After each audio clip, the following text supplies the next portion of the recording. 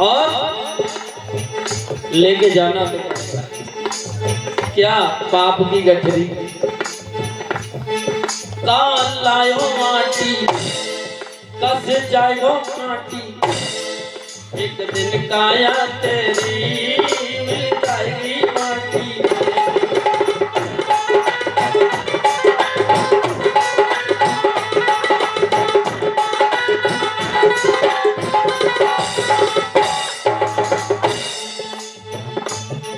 पानी को बबूला है पानी को बबूला है मिल जाएगा पानी तो डूबे के मर जा रे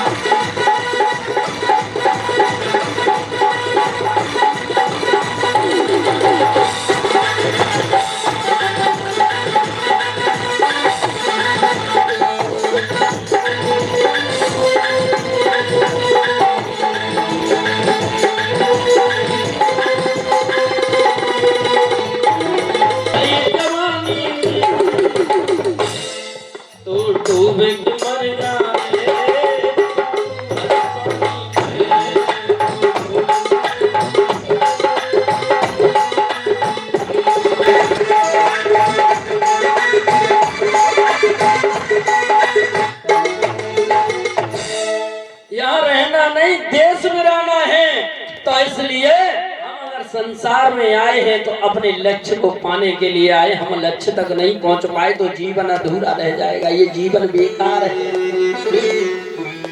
तो इधर सुखदेव स्वामी वर्णन करते हैं राजन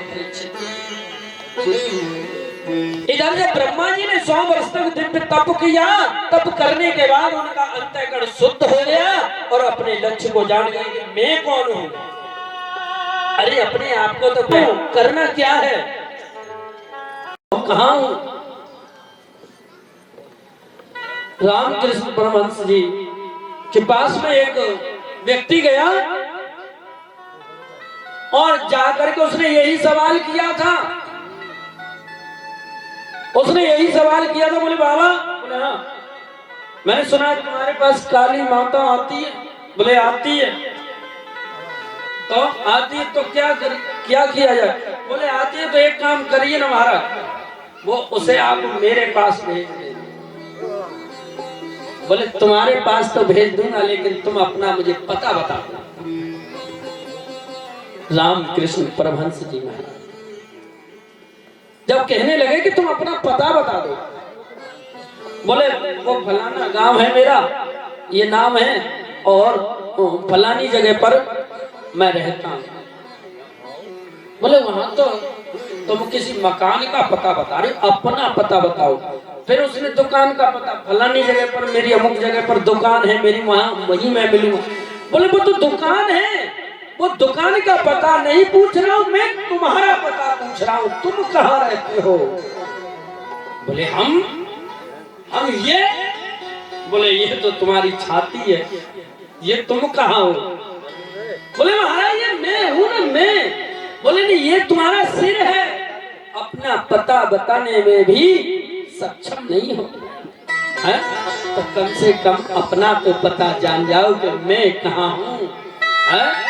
और यही जीवन में जान गए तो जीवन का सार तत्व तुम्हारे हाथ में आ गया। सार तत्व को पहचान लिया। अगर ये जिस दिन तुम अपने पता जान जाओगे कि मैं कहां हूं, मैं कौन हूं, मैं कहां रह रहा हूं, जिस दिन तुम अपना पता बता दोगे तो समझ लो जीवन की मंजिल तुम्हारी आसान हो जाएगी और तुम्हारा कल्याण हो जाएगा। जिस दिन पता बताओगे।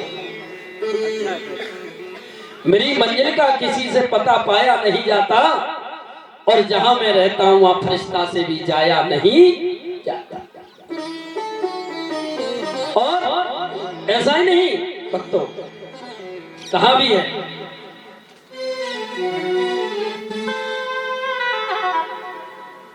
कि मेरी मंजिल का किसी से पता पाया नहीं जाता और जहां मैं रहता हूं वहां फरिश्ता से भी जाया नहीं जाता। मोहब्बत के लिए कुछ खास दिल मखसूस होते हैं और ये वो नगमाएं जो हर साज पे गाया नहीं जाता।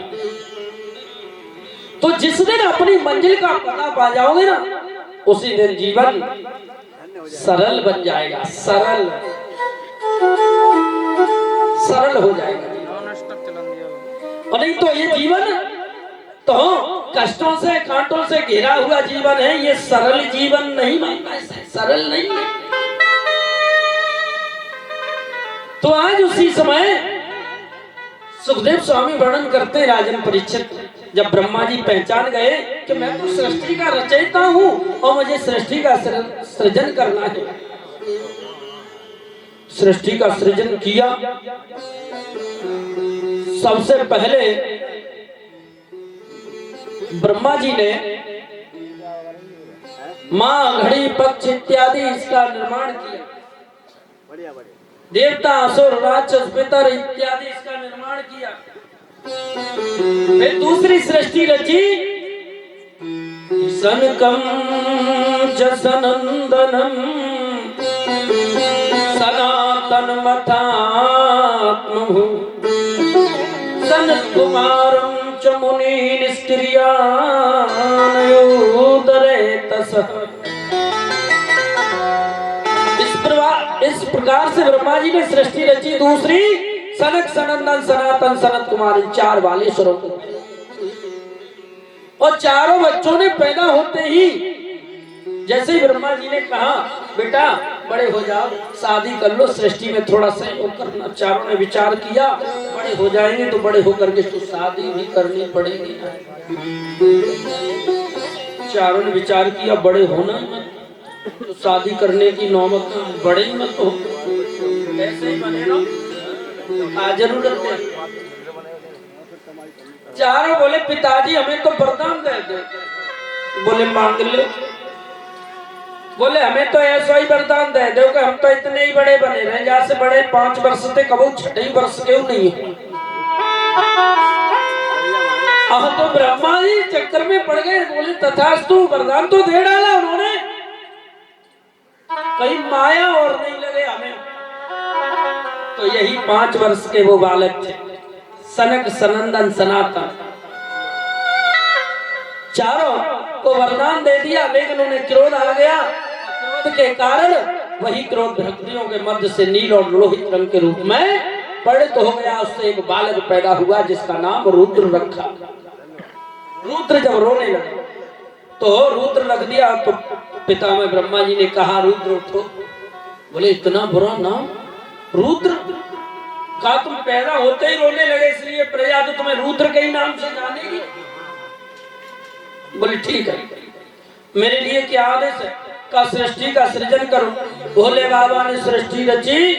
भूत, पिशाच, खई, श्मशान, भैरव, तांडव, पिशाच इत्यादि इस तरह की सृष्टि रचना।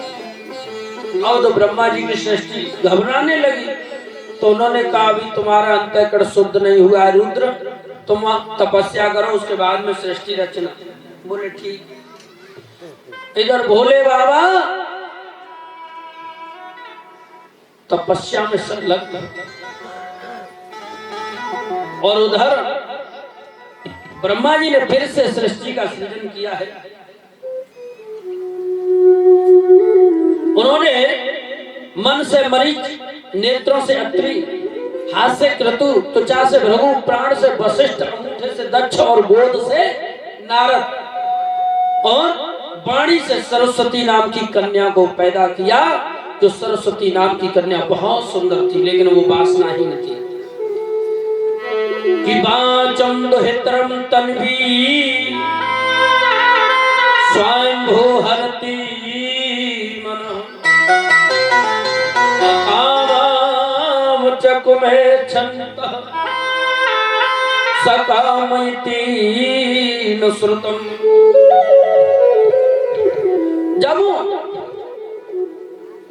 इस तरह से वो कन्या वासनाहीन थी, लेकिन ब्रह्मा जी ने जब देखा तो उसे देख करके कामांध हो गए। उस कन्या के पीछे दौड़ने लगे। विचार किया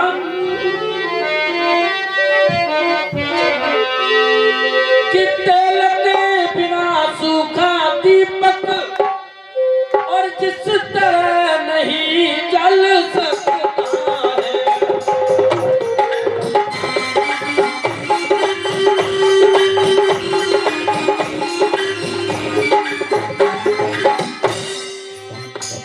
तेल के बिना सूखा दीपक जिस तरह नहीं जल सकता है, क्यों ही केवल नर के द्वारा ये संसार नहीं चल सकता है।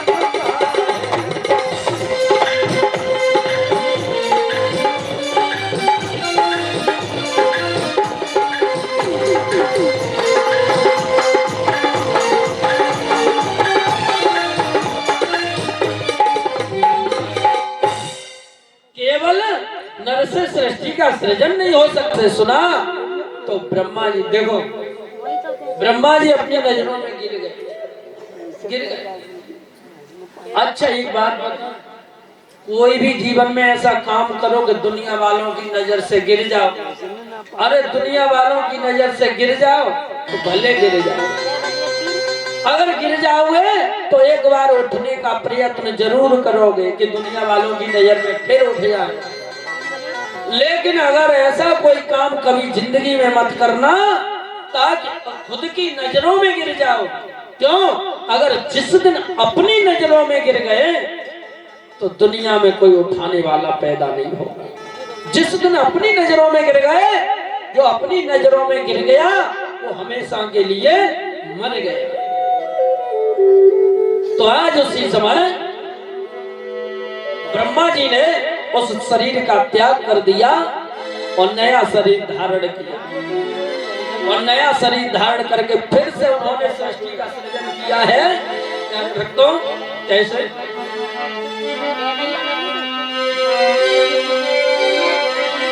और एक कथा मोए लिखी व्यास की पाई बात मोए लिखी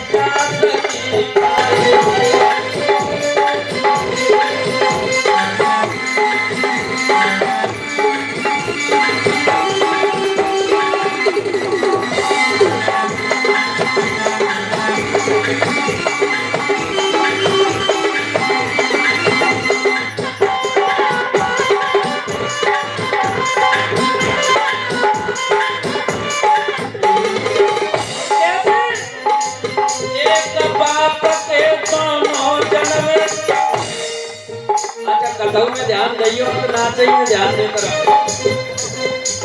एक बाप के दोनों जन्मे भैया